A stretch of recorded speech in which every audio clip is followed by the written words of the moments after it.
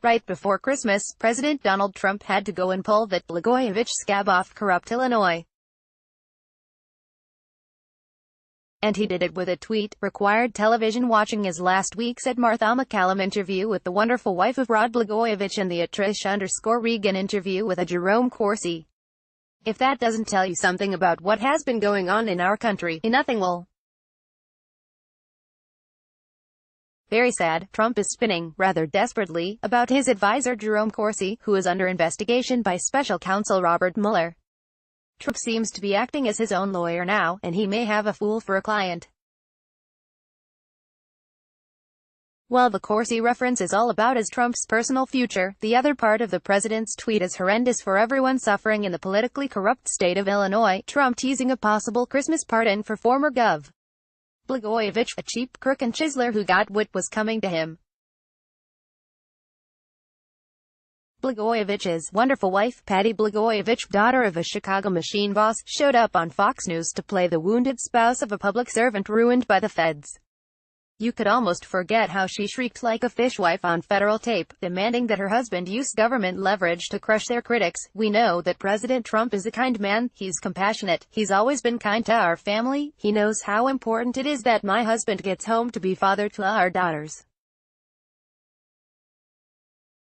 We can't help but be hopeful, Patty Blagojevich told Fox News' Martha McCallum. I see that the same people that did this to my family, the same people that secretly taped us, and twisted the facts and perverted law, that ended up my husband in jail. These same people are trying to do the same thing they did to my husband, just on a much larger scale. They were emboldened, they took down a governor, and now they've got their sights much higher. Groveling before the president, pairing him with her husband, is one cheap thing. But suggesting Blago was an honorable public servant ruined by the feds is more than cheap. Because Blagojevich was no public servant. He was a grifter. But two real public servants died the other night in Chicago. Two Chicago police officers chasing a man with a gun along the railroad tracks on the far south side. They had no press agents with them, or Chicago political machine hacks or media biscuit eaters pushing them up the railroad embankment. There was no pack of jackals barking out their virtues. They were alone, just two cops doing a job, real public servants, not politicians. Officer Eduardo Marmolejo, 36, and his partner, Officer Conrad Gary, 31, were chasing the suspect on the tracks. They noticed a train coming at them, but they didn't hear the train coming up from behind them when they were hit. They were fathers of young children. He was a cop in the Air Force, Gary's older brother, Michael Gary, told the Tribune, and that kind of just drove him wanting to be a cop even more and to protect people. Marmolejo's friend Brendan Kiefer said that he was very humble in everything he was doing until he accomplished it. Now think about what Blagojevich told NBC in an interview about his arrest by the FBI. I thought about Mandela Drive. King, Gandhi, and trying to put some perspective in all of this, and that's what I'm doing now, Blagojevich said.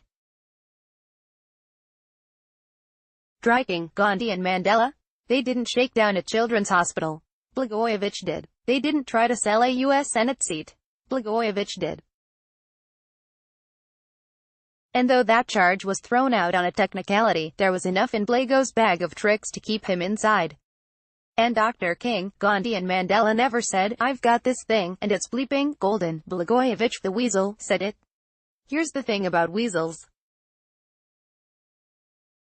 When you're running, searching for a man with a gun, you don't want the weasel as backup. Weasels can marry the daughter of the Democratic ward boss, but that's not enough to become governor. Blagojevich was pushed into office by other nationally prominent Illinois Democrats.